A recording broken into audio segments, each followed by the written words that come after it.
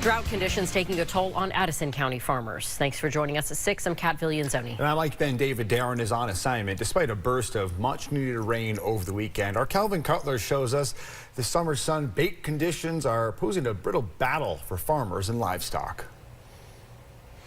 Who doesn't understand? Brian Kemp raises some 900 cows for a New York dairy farm. 2 years on since the 2023 floods, he says this spring was off to a soggy start. It's like a switch got flipped and it just went extreme the other way. Despite about an inch of rain passing through the region over the weekend, farmers say this summer's historic drought conditions are taking a toll, cracking dry earth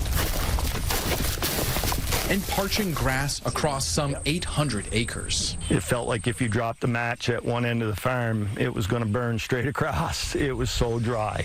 No water means less grass and less feed for the herds of hungry heifers. It's not just dry conditions for grazing livestock in the pasture, but also for farms' sources of corn.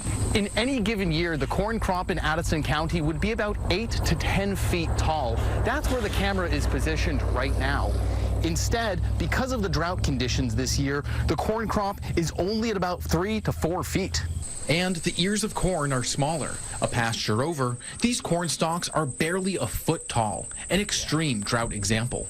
And on some farms, their wells have run dry, and they've had to bring in water tanks for livestock. Before we couldn't get to our feed because all our fields were flooded, and now they're so dry they're not yielding anything. First-generation farmer Jamie Hamilton owns about 800 heads of grass-fed beef cattle, selling direct to Vermont consumers. He says dry conditions leading to a smaller yield for feed will drive up the price of beef. We've already spent all that money to harvest what's here, and now you've got to go out and you've got to go purchase additional feed. So that's an additional financial pressure that doesn't do anything to help the cost of beef for the consumer, for sure. They say dipping into their winter reserves also cuts into farms' bottom line, throwing a curveball into farm ledgers across the Green Mountains. With the whole state being dry, there's not going to be a lot of abundance of feed for sale this year.